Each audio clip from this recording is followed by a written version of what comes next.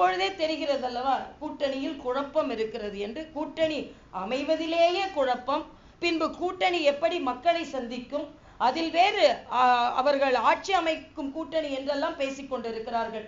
நான் சொல்கிறேன், இந்த கூட்டணி வைகோ அவர்கள் இந்த ஐவர் கூட்டணி எந்த விதத்திலும் தமிழக அரசியலில் எந்தவித தாக்கத்தையும் ஏற்படுத்த போவதில்லை. ஏனென்றால் இது பலமான கூட்டணியும் கிடையாது, கொள்கை அடிப்படையிலான கூட்டணியும் கிடையாது, மக்கள் நலன் சார்ந்த கூட்டணியும் கிடையாது. இன்னும் சொல்ல போனால் ஏதோ விளம்பரத்திற்காக இந்த கூட்டணி ஏற்படுத்தப்பட்டு இருக்கிறதே தவிர இந்த கூட்டணி இருப்பது போல் இருந்து இல்லாமல் இருக்கும் கூட்டணி இவர்களின் கூட்டணி என்பதை நான் தெளிவாக சொல்லிக்கொள்கிறேன்.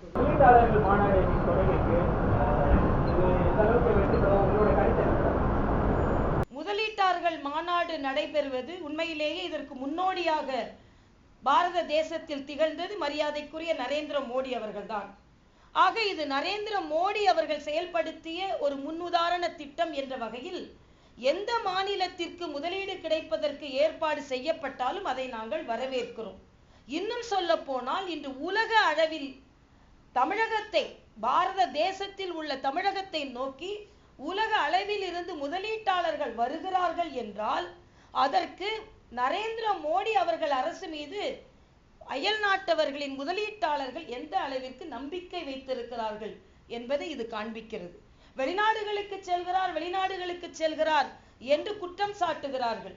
ஆனால் ஒரு மாநிலத்தில் நடைபெறும் இந்த முதலீட்டாளர்கள் மாநாட்டிற்கு அவர்கள் வருகிறார்கள் என்றால் நரேந்திர மோடி சென்று பல மாநிலங்கள் மட்டுமல்ல பல நாடுகளுக்கும் சென்று இந்த நாட்டை பற்றிய நம்பிக்கையை விதைத்ததுதான் காரணம். அதனால் தமிழகத்திற்கு எது நல்லது நடந்தாலும் அது வரவேற்கத்தக்கதுதான்.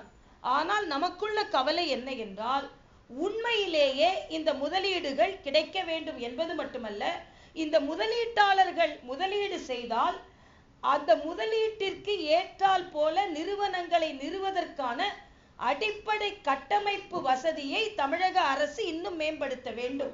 அது சாலை போக்குவரத்து வசதியாக இருக்கட்டும், மின்சார வசதியாக இருக்கட்டும், எல்லா கட்டமைப்புகளையும் சரி செய்ய வேண்டும். ஏனென்றால் இதற்கு முந்தைய காலகட்டத்தில் மின்சார பற்றாக்குறையினால் அடிப்படை கட்டமைப்பு வசதி இன்மையினால் தமிழகத்திற்கு வரவேண்டிய பல தொழிற்சாலைகள் பக்கத்து மாநிலங்களுக்கு சென்றது என்பதையும் நாம் மறுக்க இயலாது. அதனால் முதலீட்டாளர்கள் வருவது, முதலீட்டாளர்கள் மாநாடு நடத்துவது, ஒரு நம்பிக்கையை தமிழக மக்களுக்கு ஏற்படுத்துவது பாராட்டத்தக்கதுதான். ஆனால் அதே நேரத்தில் இந்த முதலீட்டாளர்கள் முதலீடு செய்வதற்கு இன்னும் அதிக நம்பிக்கையை ஏற்படுத்தும் அளவிற்கு தமிழக அரசு அடிப்படை கட்டமைப்பை இன்னும் மேம்படுத்த வேண்டும் என்பது எங்களது கருத்து. கடந்த காலத்தில் வந்துட்டு நோக்கியா, பாக்ஸ்கான் ஆலைகள்லாம் வந்துட்டு முதலீடு செஞ்சு அதை ரிட்டர்ன் எடுத்துட்டு மூடிட்டு போயிட்டாங்க.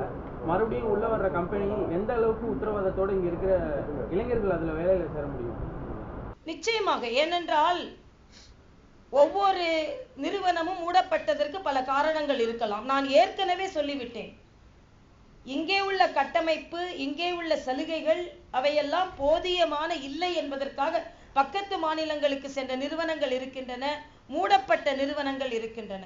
ஆனால் நோக்கியா மூடப்படும் பொழுதே மத்தியில் ஆண்டு கொண்டிருக்கும் பாரதிய ஜனதா கட்சி இத்தகைய தொழிலாளர்களுக்கு பாதுகாப்பு கொடுக்கப்படும் என்பது மட்டுமல்ல, இப்படி தொழிலாளர்களுக்கு பக்கபலமாக இருந்த கம்பெனிகள் மூடப்பட்டால் அவை தடுக்கப்படும் என்பதையும் மத்திய பாராளுமன்றத்திலேயே குறிப்பாக நோக்கியா பெயரை சொல்லியே மத்தியில் ஆண்டு கொண்டிருக்கும் பாரதிய ஜனதா கட்சி தெளிவுபட கூறியது.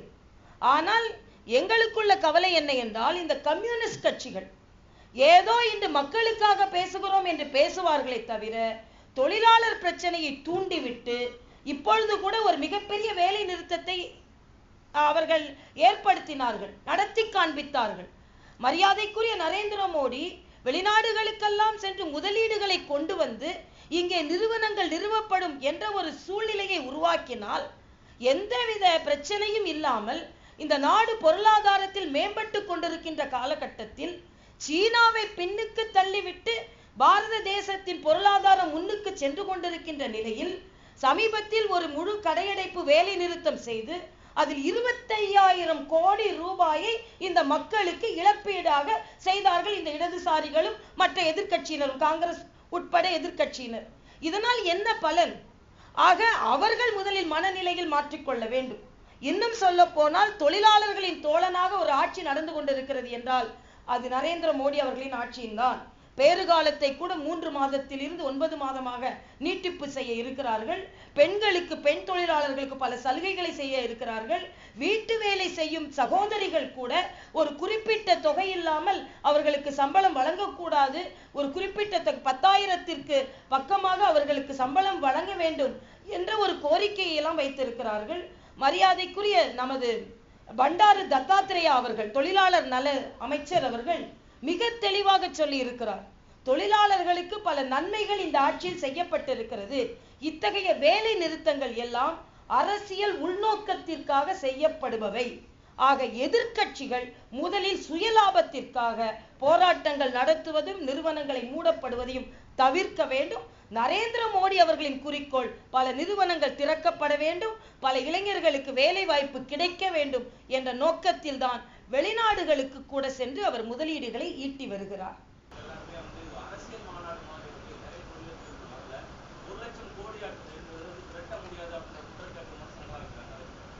அதாவது விமர்சனங்கள் வைக்கலாம், ஆனால் முயற்சி பாராட்டத்தக்கது என்று நான் சொல்கிறேன். ஏனென்றால் முதலீட்டாளர்களை ஈர்க்கக்கூடிய ஒரு மாநிலமாக நாம் இருக்கும் பட்சத்தில் எந்த அளவிற்கு நமக்கு முதலீடு கிடைக்கிறதோ அந்த அளவிற்கு நமது மாநிலம் நன்மை அடையும்.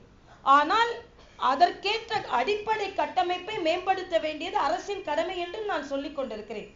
எது நடந்தாலும் அதை எதிர்த்துத்தான் ஆக வேண்டும் என்ற கொள்கை தவறான கொள்கை. இன்னும் சொல்ல போனால் மாநாடு முடியட்டும், எவ்வளவு லட்சம் கோடி அவர்களுக்கு முதலீடு வருகிறது என்று பார்க்கட்டும். மாநாட்டிற்கு அடிக்கல் நாட்டும் பொழுதே இல்லை இதற்கு முதலீடு வராது என்று நாமே ஏன் நம் மாநிலத்தை குறைத்து மதிப்பிட வேண்டும்? இந்த இப்பொழுது கிடைக்கும் முதலீடு ஏதோ ஒரு கட்சிக்கு சார்ந்தது அல்ல, ஒரு அரசாங்கத்திற்கும் சார்ந்ததாக இருக்க முடியாது. கிடைக்கும் முதலீடு அவ்வளவும் தமிழகத்தின் பொருளாதாரத்தை மேம்படுத்துவதற்கும், தமிழகத்தில் உள்ள இளைஞர்களுக்கும், நண்பர்களுக்கும், சகோதரர்களுக்கும் வேலை வாய்ப்பை ஏற்படுத்துவதற்காகவும் தான் இருக்க முடியும். அதனால் எதிர்க்கட்சியாக இருந்தாலும் நல்லது நடக்கும் பொழுது பாராட்ட வேண்டும். அதனால் பிரச்சனைகள் வரும்பொழுது அதை எதிர்த்து குரல் கொடுக்கலாம். ஆனால் ஒரு சம்மேளனம் நடைபெறுவதற்கு முன்னாலேயே இவ்வளவுதான் வரும், அவ்வளவுதான் வரும் என்றால் நமக்கு எப்படி தெரியும் அவ்வளவுதான் வரும் என்று? ஆக எல்லாவற்றையுமே அரசியலாக்குவதை நாம் விட வேண்டும் என்பதுதான் எனது கருத்து. உடனே ஏதோ ஆதரிக்கிறீர்களா, ஒரு சார்பான கருத்து சொன்ன உடனே கூட்டணி அமைத்து விட்டீர்களா, எதிர்கருத்து சொன்னவுடன் கூட்டணியை வெட்டி விட்டீர்களா? இப்படிப்பட்ட மனநிலையில் இதை நோக்கக்கூடாது என்பதையும் நான் தெளிவாக சொல்கிறேன். இப்போ வந்துட்டு இலங்கை மேல வந்துட்டு சர்வதேச விசாரணை தேவையில்லை, மனித உரிமை விசாரணையே போதும், உள்நாட்டு விசாரணையே போதும்னு அமெரிக்கா தீர்மானத்தை கொண்டு வர இருக்குது. இதை வந்துட்டு தமிழக பாஜக வந்துட்டு நரேந்திர மோடிட்ட என்னவா சொல்ல இருக்குது? ரணில் விக்ரமசிங்கே இப்போ வர்றாருல இந்த சந்திப்பின் போது தமிழக பாரதிய ஜனதா கட்சியை பொறுத்த மட்டில் அங்கே வாழும் தமிழர்களுக்கு ஒரு அரசியல் அதிகாரத்தோடு கூடிய நல்வாழ்வு கிடைக்க வேண்டும் என்பதில் நாங்கள் குறியாக இருக்கிறோம். அதற்காக கருத்தரங்கள் நடத்தி அங்கே மரியாதைக்குரிய பாராளுமன்ற உறுப்பினர் சுமந்திரன் போன்றவர்கள் எல்லாம் கூட இங்கே வந்து கலந்து கொண்டார்கள். அதனால்தான் நாங்கள் கூட இங்கே எதிர்க்கட்சி தலைவராக மரியாதைக்குரிய சம்பந்தம் அவர்கள் தேர்ந்தெடுக்கப்பட்ட போது கூட மகிழ்ச்சியை தெரிவித்தோம். ஏனென்றால் சுமார் பல ஆண்டுகள், 40 ஆண்டுகளாக கிடைக்க இல்லாத ஒரு அங்கீகாரம் தமிழர்களுக்கு கிடைத்திருக்கிறது. ஆக தமிழர்களுக்கு ஒரு அரசியல் அதிகாரத்தோடு கூடிய மறுவாழ்வு கிடைக்க வேண்டும். அது மட்டுமல்ல, எந்த பிரதமரும் இலங்கைக்கு செல்லவில்லை சமீப காலமாக. ஆனால் யாழ்ப்பாணத்திற்கு நரேந்திர மோடி அவர்கள் சென்று தமிழர்களோடு ஒன்றாக பழகி அவர்கள் வாழ்க்கை மேம்பட வேண்டும் என்பதில் அவரும் முக்கிய ஒரு முயற்சி செய்து கொண்டிருக்கிறார். அதனால் தமிழர்களுக்கு அரசியல் அதிகாரத்தோடு கூடிய மறுவாழ்வு கிடைப்பதற்கு பாரதிய ஜனதா கட்சி என்றுமே துணை நிற்கும் என்பதை நான் தெரிவித்துக் கொள்கிறேன்.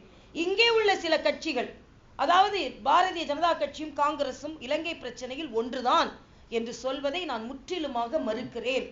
காங்கிரஸ் அங்கே இனப்படுகொலை நடைபெற்ற பொழுது அதை தடுக்காமல் அவர்கள் வேடிக்கை பார்த்ததோடு மட்டுமல்லாமல் அங்கே இலங்கையில் தமிழர் மறுவாழ்விற்கு அவர்கள் எந்தவித அதிகாரத்தையும் பயன்படுத்தவில்லை. ஆனால் பாரதிய ஜனதா கட்சி அப்படி அல்ல. அவர்களுக்கு அரசியல் அதிகாரத்தோடு கூடிய மறுவாழ்வு கிடைப்பதற்குள்ள அத்தனை முயற்சியையும் மேற்கொண்டு வருகிறோம்.